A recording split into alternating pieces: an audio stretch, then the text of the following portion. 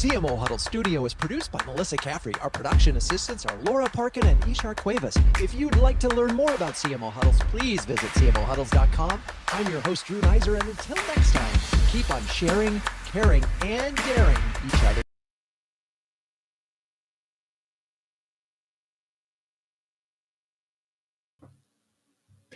Are we live? Welcome to CMO Huddles Studio. Just in case you are wondering if this is a live show, it is, and it's unusual to run the exit video before you start, but hey, what the heck? We've got an exciting show to talk about today. And I'm in my home studio. Well, let's see. I'm Drew Neiser, live from my home studio in New York City, and we're turning the spotlight today on customer advisory boards. This won't be a debate on their value. That's been proven over and over again, from product feedback to messaging testing to testimonial gathering and reference securing. CABs can do all that and more. But what if you've never set up a CAB as customer advisory board? Where do you start? What's a minimum viable approach? What kind of staffing, budget, and resources does it take to do them well? And speaking of that, how do you measure the success of these programs? That's a lot of questions. Fortunately for you, we've gathered some seasoned cab drivers. See what I did there? Okay. With that, let's bring on Melanie Marca, Chief Marketing and Customer Experience Officer of Surescripts, and a returning guest who has previously graced our stage to discuss the CMO Plus, getting organizational buy-in, and structuring the ideal B2B marketing department. Hello, Melanie. How are you and where are you this fine day? Hi, Drew. It's great to see you. I'm in the middle of Washington, D.C. today. All right.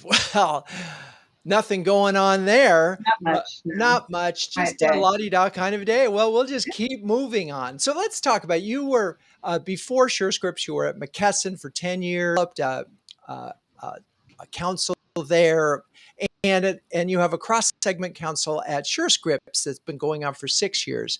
Let's talk about getting those initiatives off the ground and what it takes. Right. I've done this a number of times, and a critical component is making sure that you understand why you're doing it.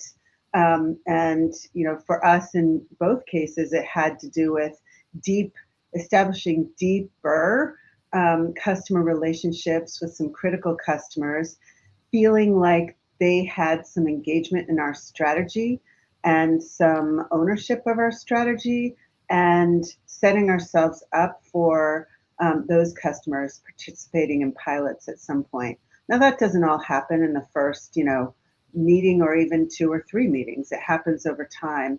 And a critical component of all of that is that you have complete support of your CEO and your colleagues on the executive team, because everybody will be engaged in this program. And so let's see, we're starting from a retention standpoint, but also a learning one, right? Where you're in a sense saying, hey, come in and join us on the inside. Yes. And we're inviting them, and in theory, you're giving them a chance to shape what it is that you deliver for them, so that the two of you, or two organizations, can do better together. So I get that, and that makes a lot of sense, and that is a sort of fundamental to the why question. Let's talk about the CEO support and why that's so important, and how that actually plays out. Actually, the CEO support is important because part of this is that the senior leadership of the company, in this case Surescripts and prior McKesson, are going to be at the table with these customers. So including the CEO. Now, this is your chance as an organization in a cross, in our case, in a cross-segment setting, for the CEO to also hear what you have to say. And that, yeah. So you're basically saying to your CEO, you got an opportunity to listen. Yeah. And is your experience that they do? Yes, absolutely. Now, there's some schedule issues we can't get around, but even in the schedule issues, we set it up so the CEO helps provide some perspective on where the company is today, and what we really want to hear from them over the course of the meeting, and then stays for as long as possible and absolutely is there for the networking at the breaks and at dinner and at meals, which is also a critical component of an advisory council. It is not just the actual meetings, it's the networking that we have and that the customers have with each other, where they might not have actually been able to have that access to other organizations any other place than here. Yeah, I've just sort of I'm thinking of so many CEOs who I've seen go into this with, in theory, open ears, and then not necessarily been able to deliver on that. So lucky Yeah. you, because they're just so full of what they want to say versus what they need to hear. So I just want to put a full punctuation point on the importance of that in the listening. And then the networking part makes so much sense because they don't always get to talk to their peers in a safe environment. I laugh and say, we know, and I'm very open about this with the advisory council members themselves. I'm like, we know you're coming for us, sure, but we also know that you're coming for each other. So we get it, and we're going to make sure you have plenty of time with each other. And are there things that you do to, other than, hey, we're having drinks or dinner or anything that you do? No, yeah. I mean, well, when we open the advisory council, the intros are a little more elaborate. They're not just like name, company serial number. They're something personal sometimes, like, where are you going for vacation or something? Because we've got to get these people to talk with each other, and to be open with each other. But no, the breaks are like we have half-hour breaks in the middle of the morning and in the afternoon and lunch. No, we don't. We could do something more orchestrated. We seat people. That's what we do. We actually we orchestrate the seating of the council for the meeting, and we orchestrate the seating of the council for dinner. So they don't get to choose where they sit. We orchestrate that. That is one thing we do. And that's a lot of good matchmaking. And it's really, Yeah. it's Yeah. an interesting challenge because you really are thinking, oh, they're in this kind of similar space or they're doing this, they might bond over that. And if they do, you've really done a wonderful thing because you've helped them professionally, you've helped them personally, and, help them grow their own networks, which makes a lot of sense. So, in these advisory boards, what's your strategy for choosing members? I mean, if you were starting from scratch, where would you start in order to sort of look at who do you want to bring together? Right. So first, you have to have a good cross section of your customers, um, probably your more strategic customers. That is important. So, what customers do you need to be in these conversations? And that is based back on the goals of the conversations. But it's not just about the customer. It's about the person you actually have in the room. That person needs to be, in our case, strategic minded, open, ready to speak. We want controversy because controversy in the advisory council is way better than controversy in the market. So we want to hear where there's that, and we want people to be open about it. So we've put in place, and it's been really hard, but we've kept it. We've put in place a requirement that to be on the advisory council, you have to have a title of vice president or above. And plenty when somebody leaves a company, the senior director, they're the people you really need, and we say sorry, no, because as soon as we do that, then 10 other we lose the senior ability. So it's been hard, but that is one of the requirements that we've been successful in keeping. And are there other requirements that are pretty clear that you lay out for these folks? They have to attend. So attend. We do have an advisory council kind of program charter that they review and sign, and they have to attend the meetings and make every effort to attend them. We give them the dates a year in advance and and participate. So Okay, and we give them the agendas a month in advance, so they have what the topics are, and they can do the research that they need to come prepared to talk. and they do come prepared. Um, we have had we have had executives come with a like 3-page memo from their teams of all the things that are on a particular topic that they are ready to talk about. I mean, yes, when it's important to them, they come prepared. Yep. Amazing. Okay, there's just so many good stuff in there. I just want to ask you one last question, then we'll move on, which is how is there a size of a cab that you found is particularly effective? This is such a great question. Um, I think I think having 12 customers in a room is a great number. To get 12 people in a room, you end up with like 15, 17 people on the advisory council. And then it's a question of like, well, do you have the right mix who are attending this time? It is it is nurturing the attendees and nurturing the members of the advisory council is a job. You cannot like underestimate what it means to and what it takes to nurture the advisory council membership itself. It's so funny because when I think of a huddle, like 12 is the perfect number. When it gets more than that, it's very hard to manage the conversation, make everybody feel a part of it. And it's also just a good dynamic because you're likely to have different perspectives at that size. And it's funny, it may be less groupthink. All right, that's awesome. Thank you, Melanie. You've got us started on this. Now, let's welcome Marca Armstrong, Head of Marketing and Customer Success at Sensera Systems. Marcus previously joined us on the show to shed light on the intricacies of leadership strategies, customer marketing, and building and nurturing marketing teams. Hello, Marca. Welcome back. Thanks, Drew. How are you? I'm great, thank you. And where are you this fine day?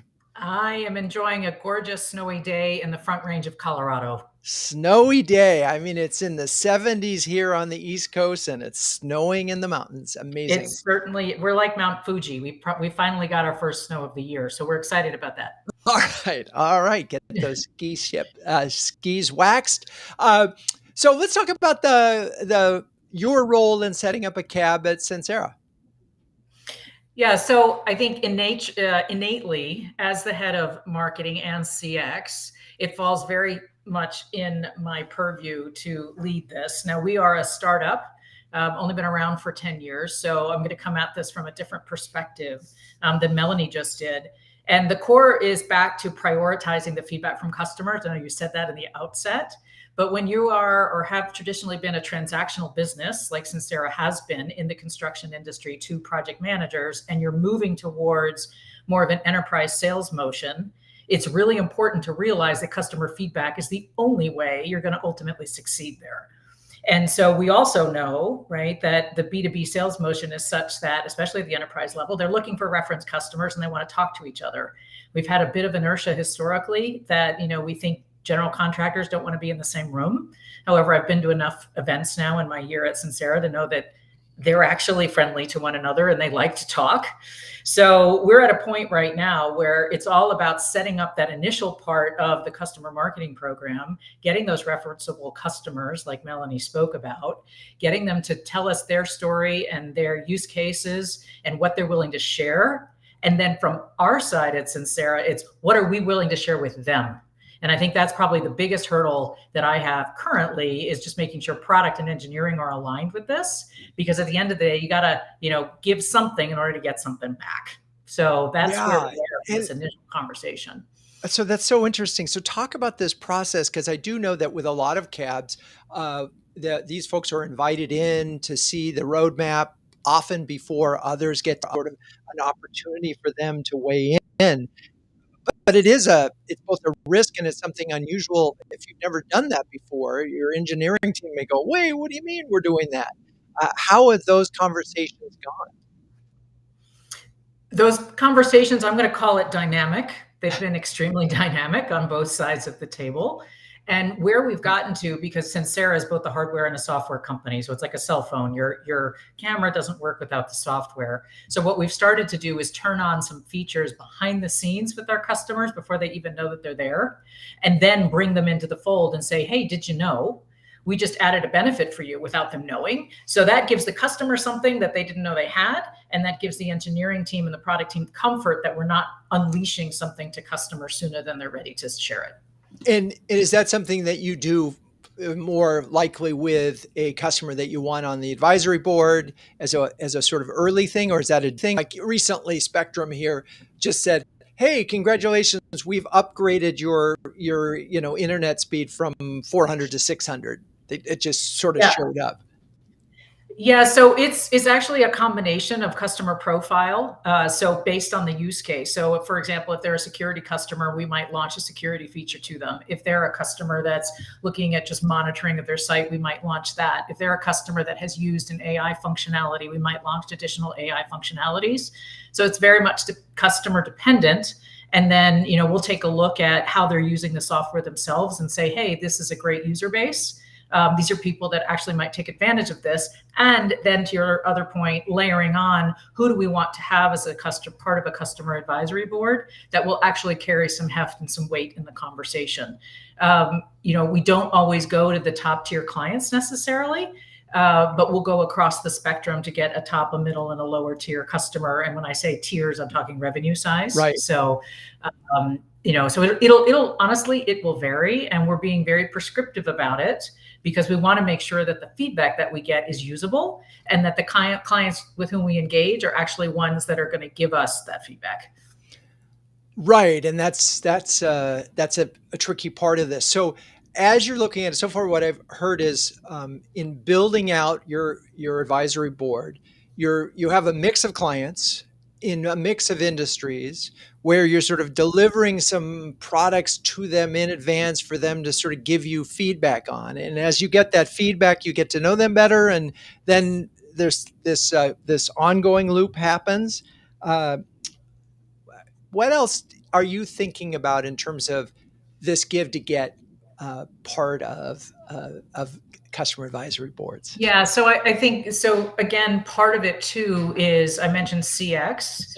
So what we've realized is that the customer success or customer experience conversation can't sit in the CX or technical support teams. And that's just something that we have acknowledged. And we're trying to pull that conversation out into more of a larger discussion across the organization. So it's not just technical support with heads down trying to solve problems, but it's, hey, wait a minute, is this a feature, a function, a systematic issue, what have you, so that they all feel like they're part of a larger conversation. I think with customer advisory councils, part of it too is getting them to engage in events, not just your own. So whether it's an industry event, it's a panel event, it's an opportunity to provide thought leadership. We've had some success, on webinars, for example, of pulling some of our large customers. When you say, hey, would you participate and tell your story? Again, historically, there's this inertia of no, they won't talk, but you'd be surprised when you ask. So yeah. They'll actually step up and they'll talk quite a bit.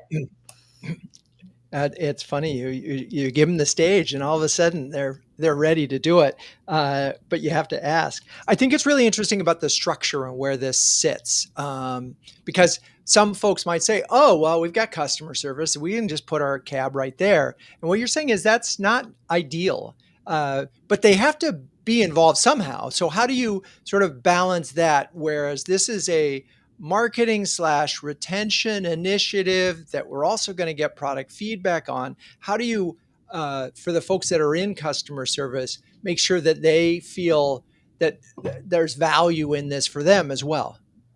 So I think that goes back to the success metrics, right? You asked that at the beginning, is how do you measure success? And so from a product side, success is being able to get a clear understanding of where your roadmap needs to go. From a customer success or technical support side, if you can reduce the number of tickets and the number of calls and the number of inquiries, let's say on said issue or said product, then all of a sudden you're giving them time to go work on other things.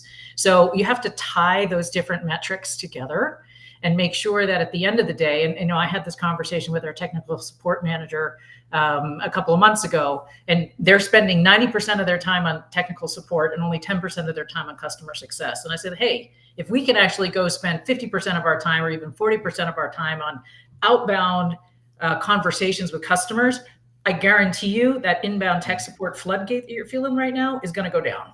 Yeah. Right. And so you have to kind of think about it from that perspective, is what are their metrics and what are they feeling every day? And then what is product feeling? What is engineering feeling? And what is sales feeling? And I think as the head of marketing, it's our responsibility to bring all those things together. And I think some companies just say we can't have customer success support in the same group because exactly like you're describing, and the tech support are dealing with the problems and solving it and a technical basis, and customer success or sort of working with the customer to make sure they're using it to the fullest capability. And they're in software, at least that's often the case. They pull those two out. It's a problem in the sense that those groups then don't end up talking, but they are very different agendas, and the measurement of success is different, right? The measurement of success is different, and that's part of my purview right now, is establishing the difference, because I've got both teams under my leadership, but making sure they have to be tied at the hip.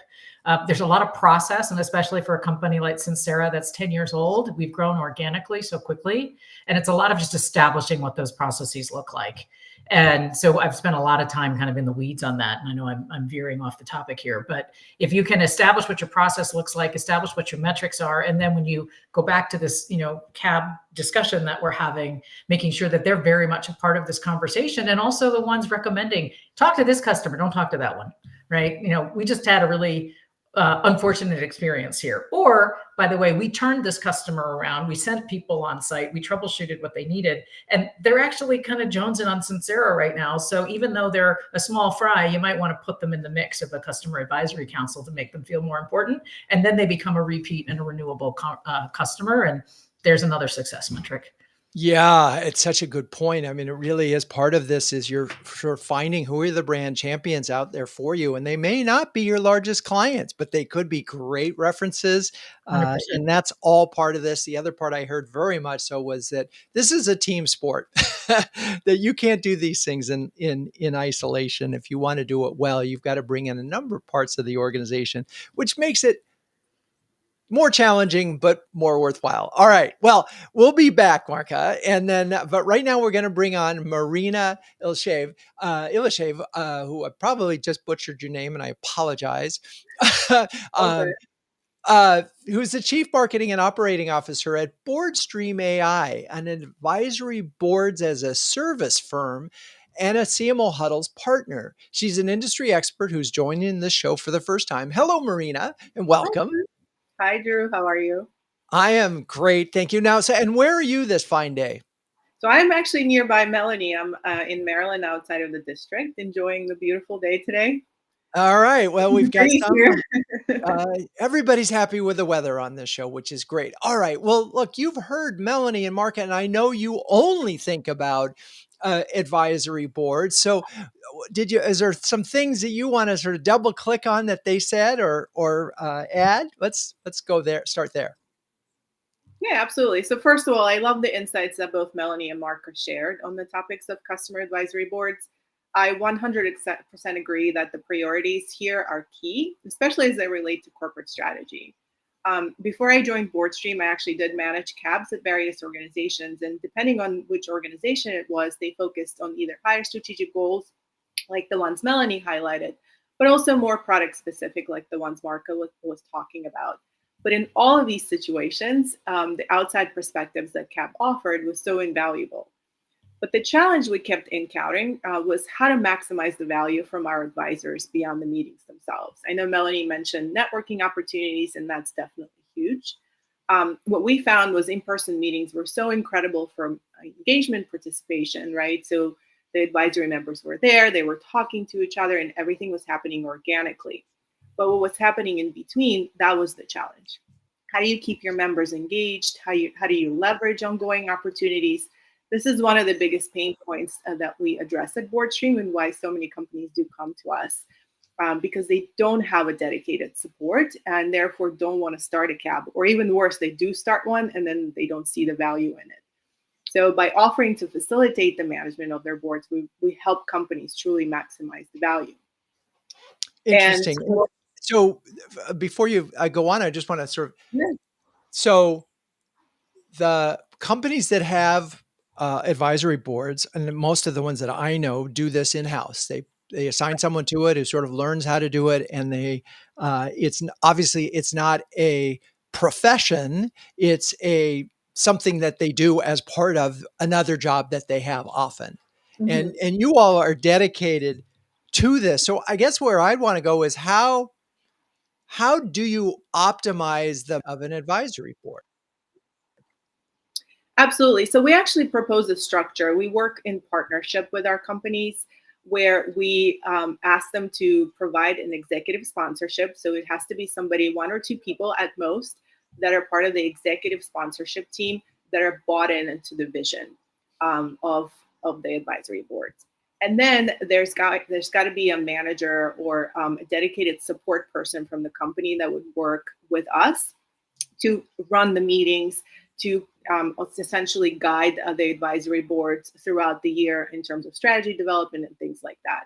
On the Boardstream side, we assign a dedicated resource for this company that is their board manager that manages that entire relationship. And that continuity is what keeps the cabs going, what keeps the engagement, and what ultimately drives success of these boards. And is there a size at which, because I mean, I think about some advisory boards and there might be, as Melanie and we were talking about, 10, 12 people, it's sort of ideal for an in-person meeting. So maybe you have 15. Uh, is that a full-time job to manage 15 people? Well, I think it goes to, so the size, I would say you want to have the size where you can have a conversation, right? So if you have 4 to 5 people, that's too few. They're not as encouraged to speak up. If you have too many, then this conversation can become um, too engaging, I will say sometimes. So similar to Melanie, we do recommend 8 to 10, but up to 12 people. That creates the most organic, efficient conversation around the table. I think the the job comes with maximizing the value outside the meetings, which is what we offer. Marca talked a little bit about webinars, but what we try to do is we match KPIs, or rather expected performance for each of the advisory boards that extends beyond the meetings. So, for example, if you have a marketer with experience in the industry, we would be asking them to participate in the webinar. Or if you have somebody with a product background, they might focus on providing strategic guidance to the chief product officer on building a roadmap. Or a partnership, a background for someone who has a pretty big referral network, right? So we look at the advisors and their profiles and what contributions they're expected to make. And then we set specific KPIs or expectations. I mean, we're not going to call them KPIs because they're very SaaS specific, but expectations in addition to attending the meetings. So, I mean, 8 to 10 people, if you're a large company and you have a large contract with people, you could have a number of levels. You could have 1,000 users in a company, and you could have some managers and people who end up making the buying decision or the business decision. In some cases, do companies have multiple advisory boards built up on sort of these different levels and interactions with the product or service? So we look at advisory boards in two ways. You have your strategic advisory board, right? And that's focused on the strategic goals of the company. That could be industry expansion, that could be acquisitions, that could be potentially getting ready for an IPO. And those types of boards are made up of clients as well as non-clients. So it's a mix of more senior leaders within the industry. And then there are more specific CABs, or we call them product advisory boards sometimes, that are really focused on evaluating the product, the features and functionalities, where should we go next. They're a lot more roadmap specific.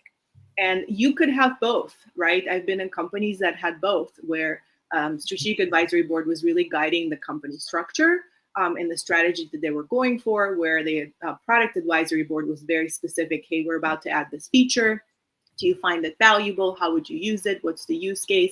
Would you be willing to do a case study once we give you access to it, etc.? So it's a lot more tactical and a little bit easier to manage. So I guess I want to make sure I'm clarifying this, because like CMO Huddles has a what I would call a strategic advisory board made up of about 8 of our members, and we get together every quarter. And it's incredibly helpful for me as someone who is managing a community. It's invaluable input, and I think of that as a strategic advisory board. Mhm. I feel like what Marca and Melanie were talking about were customer advisory boards, which are a little bit different, but not necessarily just, they're both the product and the advice, but they're not advising on business. So can we separate out some of these and just make sure we're in the clear on the swim lanes?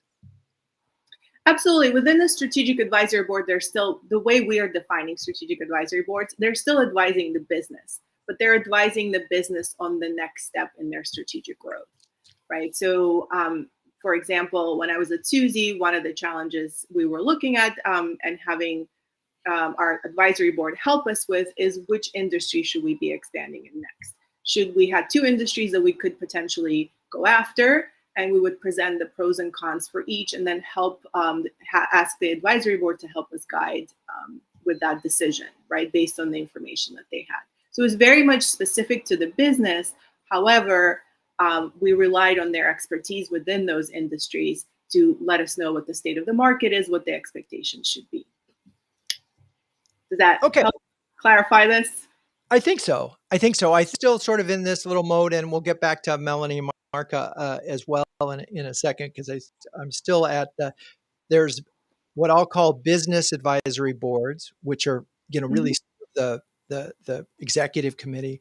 There are customer advisory boards, which have these multiple things, and there still could be this other one, which is just, I'm almost going to call it product advisory board. It's slightly different, where you're down in the weeds with the users of the product, but that's and I may be trying to slice this too thinly, but anyway, we're gonna take a break here for a second because it's time to talk about CMO Huddles. We launched in 2020. CMO Huddles is a close-knit community of over 350 highly effective B2B marketing leaders who share, care, and dare each other to greatness. Given the extraordinary time constraints on CMOs these days, everything about CMO Huddles is designed to help leaders save time and empower them to make faster, better decisions. I want to call back Melanie and Marca. You guys are probably busy and members of our program. Anything you want to share, recent examples, or anything that you've gotten value out of CMO Huddles? Sure, I can start. Thanks, Melanie. So CMO Huddles has been wonderful. I wish that I could spend more time. Wish that I could do the actual huddles a bit more. Sometimes my calendar doesn't accommodate, but Drew, you are a master connector. So you connect, CMOs with other CMOs who have challenges. I mean, we were just emailing about one for me this morning. The other thing is, I've used for some benchmarks, so when I'm looking for benchmarks and dashboards, I look at what other CMOs are doing, and that's been really helpful. And when we redid our website a few years ago, I got some great recommendations for vendors. So those are a few things. It's just all about how you engage in the program, but it's really a wonderful. I love it. Thank you so much for that. Marca, anything new on your front? So just to reiterate what Melanie was just saying, I think the networking opportunity is probably one of the best that I've had in the CMO community. So kudos, Drew, for bringing us all together. Specifically, I started at Sensera about a year ago, and I think the first 90 days, it was easy to start picking things off and then go back to the board and say, hey, here's what I've done. It's the second 90 days that are harder because you need to continue to drive that momentum. So I reached out to you and to Melissa, and I said, who's really good at the second 90 days? And who's done this and has a playbook? And you were able to put me in touch with some fellow huddlers to kind of help me continue. So there's always a resource available, just to reiterate what Melanie has said. And recently you and I connected, Drew, one-on-one on just CSAT scores and who does it well and tools that people use. And, I've got some follow-up with some other huddlers on that specific topic. So name the topic, you'll find a resource. I love it. Yes. It's about networking for answers, folks. So if you're a B2B CMO and can share, dare, and care with the best of them, take a second and join our free starter program at cmohuddles.com. Okay, let's get back to this topic. I'm so eager to dive into some of the specifics. So let's talk about, so we've talked a little bit about frequency. I think we're all sort of at this quarterly kind of thing. No, Melanie, you're shaking your head. What frequency works for you for your advisory board?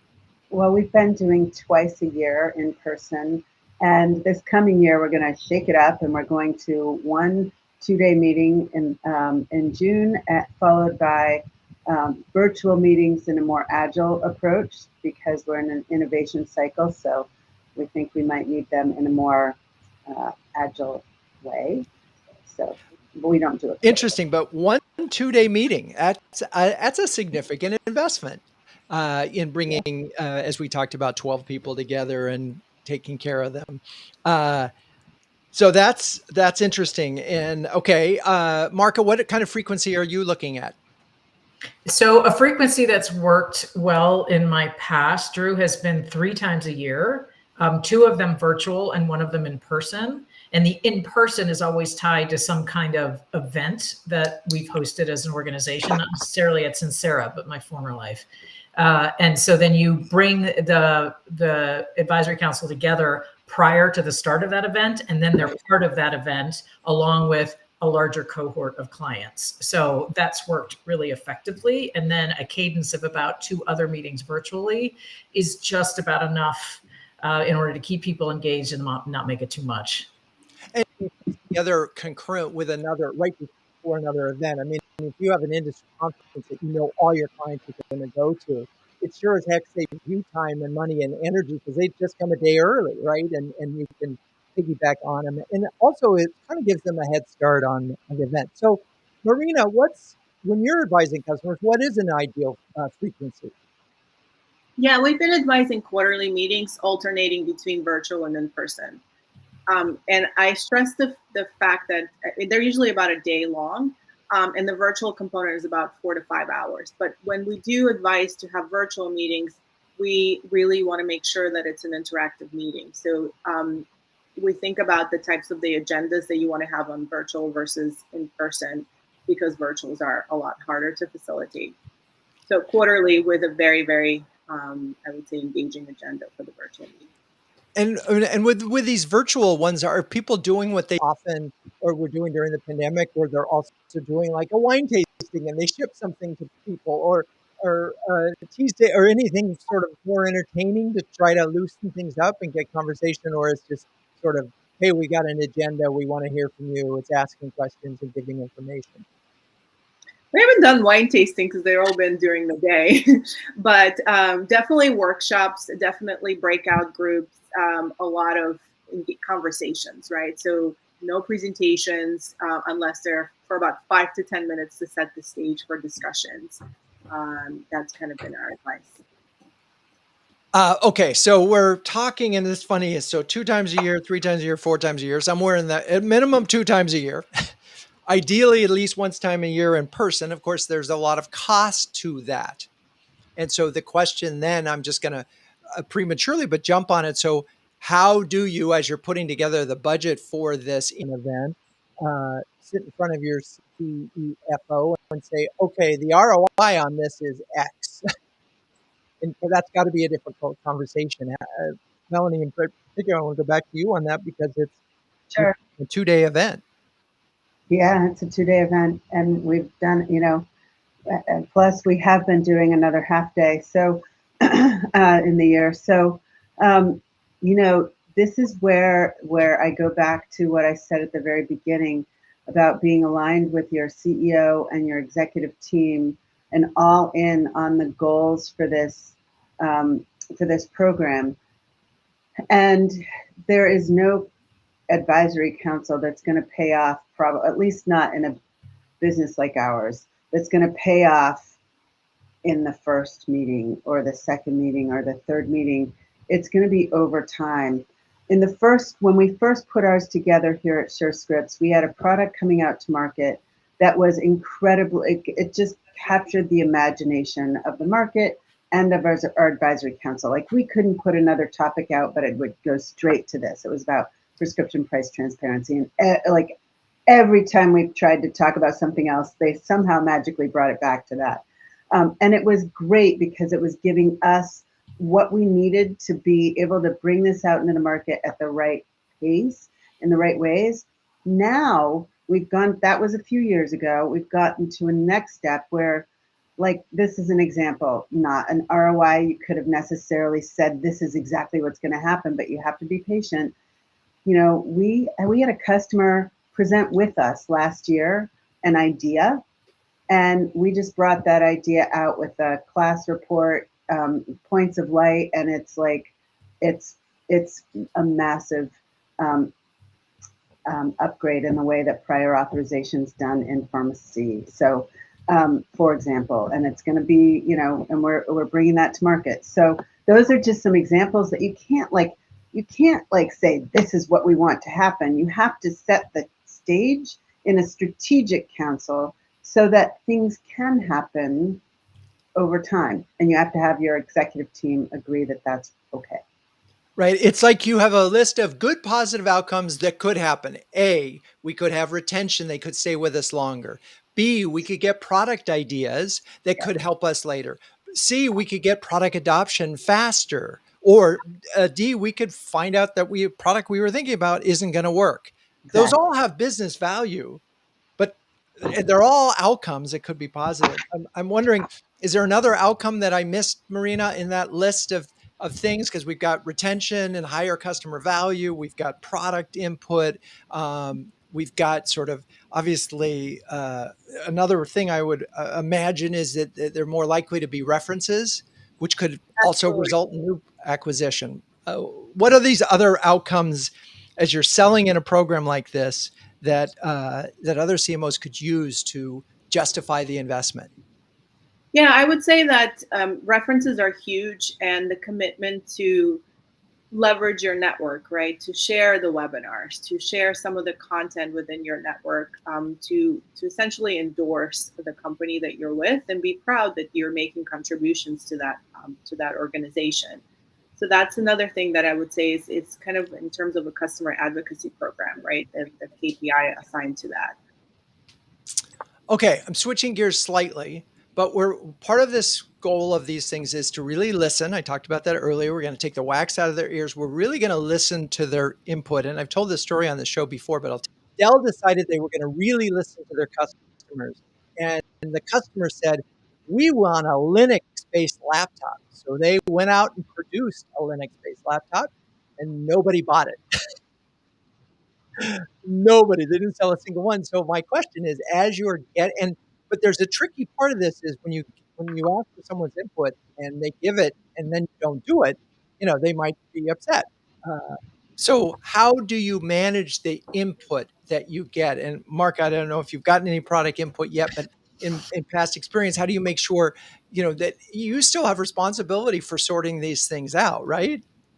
Absolutely. And I'm chuckling a little bit because, there's customer advisory counselors. There's also analyst advisory councils. And, both of those communities want to know that they've been heard and that your product reflects their input. And I think it just goes back to the business case and what the ROI is ultimately going to be. I can't speak to the Linux laptop example, but certainly at my time previously in that space, that being the laptop space, it was all about like what actually is meaningful to the customer and what's the use case and what's the ROI on that. And that's the analysis that we have at Sensera, a product steering committee, or in my former lives, similarly, that we had to come to the table with the numbers. I mean, at the end of the day, you can't just do it because the customer said so. Yeah. Melanie, anything on that? Prioritizing what the customers, you need I'm right there, Marca. You still need a business case. You can't just walk out of these advisory councils and say, because they say, go do it. You still need a business case and to do the market research. 12 people is not a market.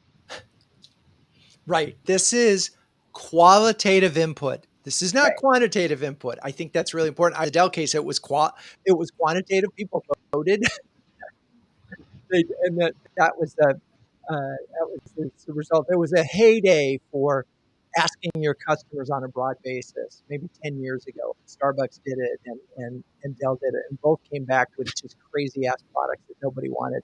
But Anyway, so we talked a little bit about engaging in between meetings because I know we put so much energy into the meetings and they really do happen. But I'm finding, particularly in our advisory board, that the more that I casually engage with them at critical moments as opposed to the quarterly meetings, the better. So, talk a little bit about your engagement strategies between these meetings, and in particular, I think you were Marca, you were at twice a year, Three uh, times. 3 times a year. So that's how do you make sure that you're engaging with them on a regular basis and manage that? Yeah, so I think it's all part of your overall comms plan. So I'm just going to take an example of a customer newsletter that might go out to tens of thousands of people, and you might do that on a monthly basis. What is that communication that's a subset of that, for example, that might be specific to this cohort of, call it 10 to 20 individuals and customers, that might be more specific about, hey, we had this conversation, here's something new. Or what would you think about, or take a survey, or here's something interesting that we saw in the industry. So it's probably a monthly. I wrote down we're anywhere from 4 to 6 weeks in between that we're continually trying to engage, and then naturally you have your if these people are folks that your customer success team is talking to because they're on their top list, then you have a touch point there as well. And then your salesperson. So I think it's like you've got 3 layers of communication between what a marketing communications team would do, a customer success team, and then your account team. And you just need to make sure that every handful of weeks you're touching them in between meetings. And then obviously you're giving them the info, I think, as Melanie was talking about, and Marina for that matter, of what to expect coming up to the next meeting and making sure they're prepared with their memo, which I love that example, or Right. whatever it might be, so that they're engaged when they get there. So, and I'm imagining just like any other communications to your customers that this all has to be coordinated because you don't want to get 3 emails from the same day, one from tech, one from support, and Correct. one from marketing. So that all has to be orchestrated. Um, Fascinating. Melanie, anything on that? Yeah, I would just add that I've been in CMO discussions before where I've actually been asked, how do you stay in touch with the customers, which is amazing. But this advisory council is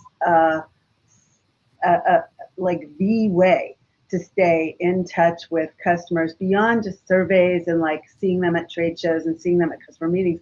This is staying in touch with, in a deeper way, the senior leaders, in our case, of key customers.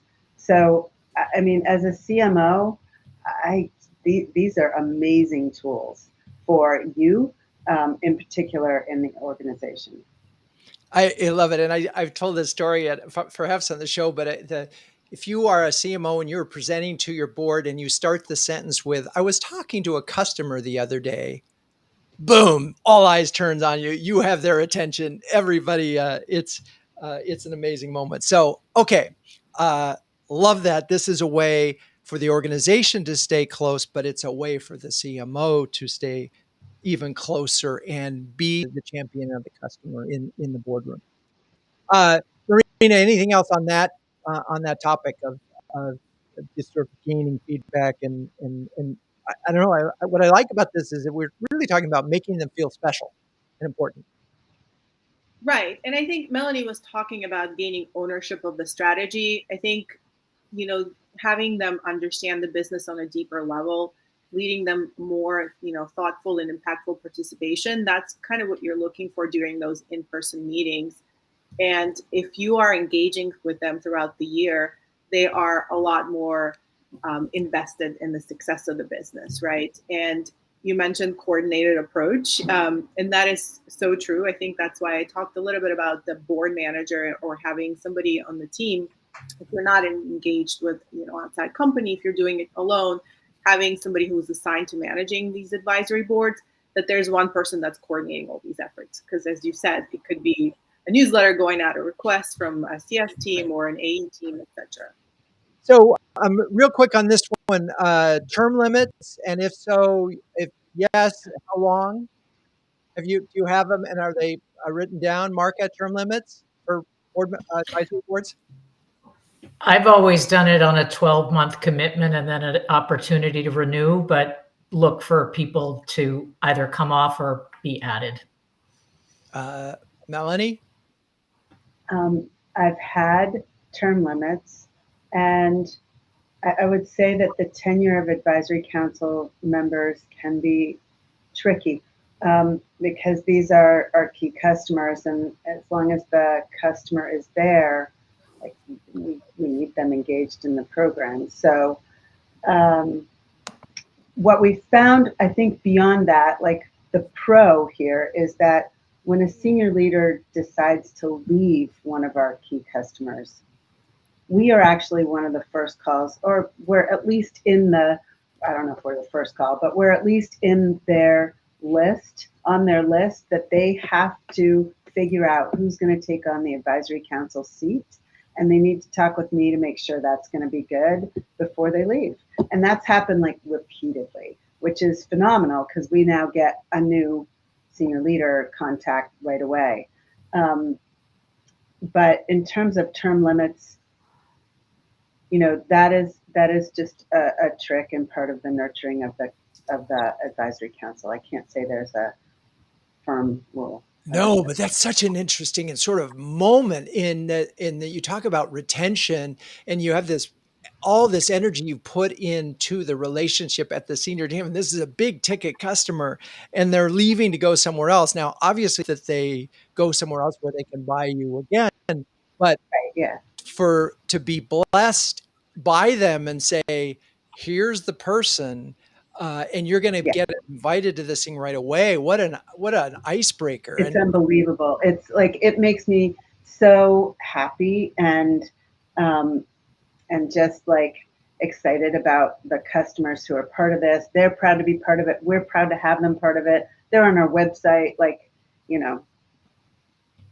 And so it's really is, in some ways, what's fun, we talked about measurement and ROI a little bit, and we've talked about it. You could look at it from a retention standpoint, but it's an insurance policy in that moment when this person leaves. How do you ensure that you keep the business?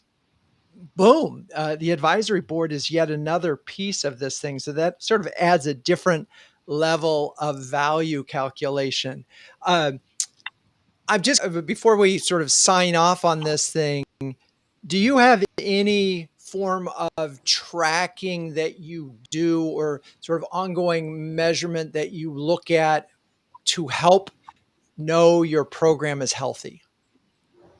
So what would those measure? I'm not looking at ROI necessarily, but it just sort of, we'll call it the brand health for board advisories. What's on that list, and are you sort of doing it, checking in? Is it an annual kind of thing, or how do you track the health of the program?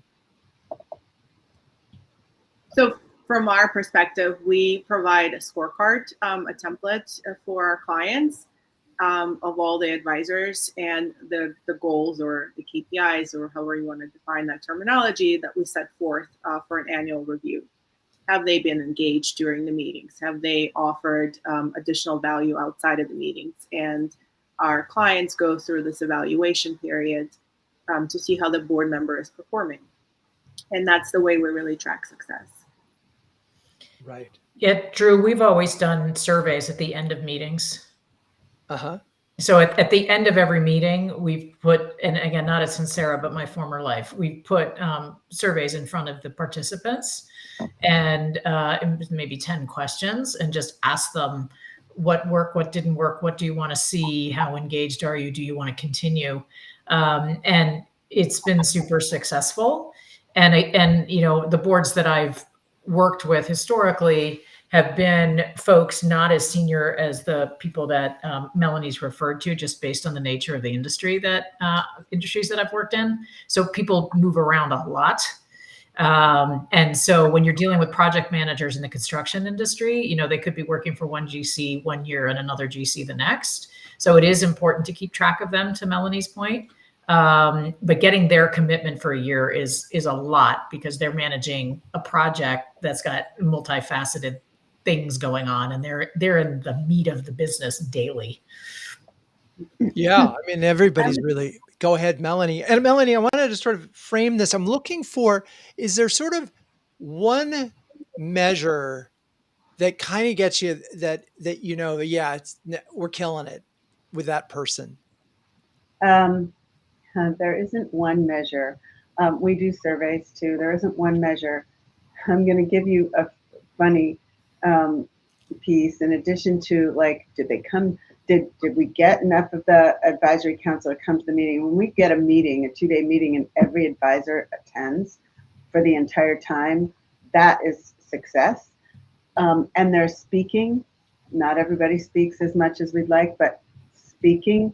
And then this is going to be a funny one, but are they sitting on their cell phones while they're in the meeting, or are they actually engaged?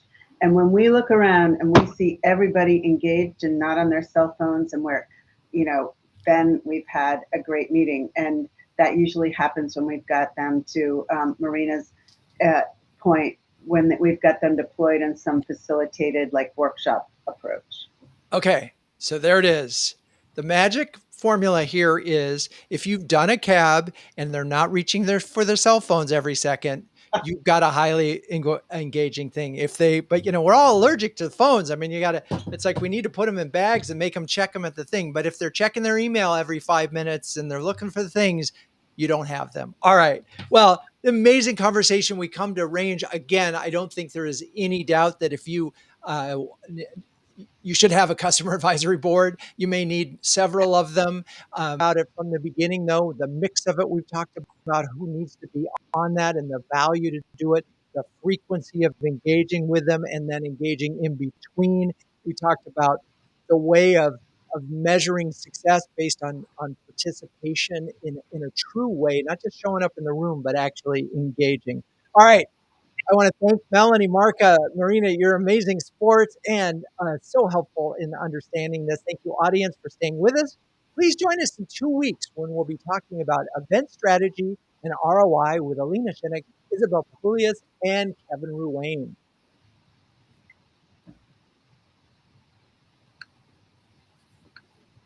CMO Huddles Studio is produced by Melissa Caffrey. Our production assistants are Laura Parkin and Ishar Cuevas. If you'd like to learn more about CMO Huddles, please visit CMOHuddles.com. I'm your host, Drew Neiser, and until next time, keep on sharing, caring,